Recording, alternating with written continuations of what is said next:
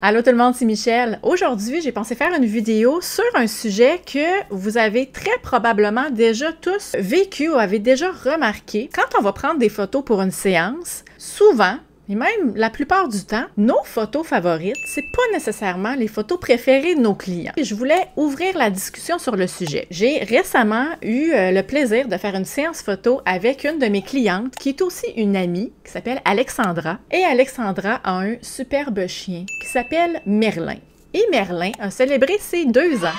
Alors, Alex m'a demandé « Hey Michel, j'aimerais ça faire un shooting photo pour les 2 ans de Merlin. » C'était un ciel nuageux, donc un ciel couvert avec une belle lumière douce. On a été dans un parc qui est pas très loin de chez nous étant chez elle et chez moi, parce qu'on reste pas très loin l'une de l'autre. Une fois que je lui ai envoyé ces photos, j'ai dit « Alex, dis-moi donc, c'est quoi tes 3 photos préférées? » Et elle m'a sorti cette photo-ci. J'aime beaucoup, moi aussi, naturellement. Si je lui ai envoyé, c'est parce que j'ai considéré que c'était une belle photo, mais qui n'est pas nécessairement dans mes préférées à moi. Sa deuxième photo favorite, c'est celle-là ici, et petite tranche de vie pour que Merlin se comporte bien. Remarque, il est super bien élevé, Merlin, aucun problème avec lui, mais pour qu'il fasse des petits tours, qu'il suive encore mieux, elle avait amené des morceaux de fromage dans son sac. Puis là, je pense qu'elle était en train de lui donner un morceau de fromage. Je vous dis, il obéissait au doigt et à l'œil quand elle sortait son petit morceau.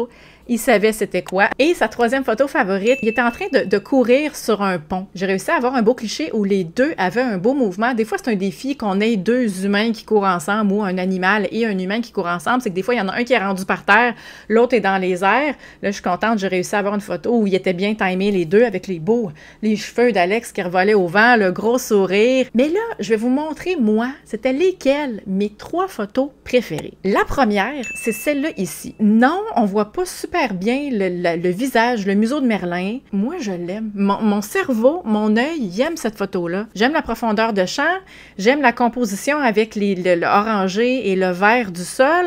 J'aime le fait qu'on voit sa petite médaille où c'est écrit Merlin dessus. Puis, j'aime le fait que ce soit pas trop une photo parfaite. Je la regarde, puis ça me rend joyeuse de regarder cette photo-là. Ma deuxième image favorite, ça vient d'une série, d'une séquence, en fait, qu'on a pris. C'était sur le bord de la rivière et à cet endroit précis-là, la lumière était tellement belle. Vous le voyez, là? Derrière, c'est sous les arbres. Alors, l'arrière-plan est très foncé. Merlin et Alex sont sous la lumière diffuse, en dessous des nuages. Et regardez comment les sujets se détachent de l'arrière-plan. Et ma troisième image favorite, puis je pense que c'est ma préférée de tout le shooting. On voit toute la nature du petit Merlin ici, là.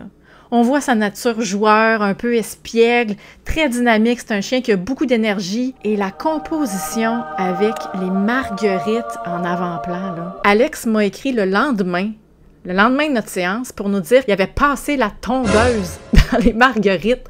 Donc, on a eu le timing parfait pour avoir cette scène-là parce que le lendemain, elle n'existait plus. Là, comme vous voyez, les 3 photos favorites d'Alex, c'est 3 photos où on les voit ensemble, où ça communique beaucoup une émotion. Versus moi, avec mon œil de photographe et mon œil plus technique, mes photos favorites sont davantage axées par rapport à la lumière, à la composition. Mais voyez comment notre point de vue de nous, de photographes, versus le point de vue de nos clients, souvent c'est totalement différent, même si c'est exactement dans le même contexte. Donc, je voulais ouvrir la discussion là-dessus. Je suis juste curieuse de savoir de votre côté comment ça se passe. Et si, comme moi, vous aimez beaucoup les animaux de compagnie et que vous voulez réaliser des beaux souvenirs de vos compagnons à poil ou à plumes, j'ai une vidéo que vous devez absolument aller regarder. J'y partage 9 astuces pour la photographie animalière.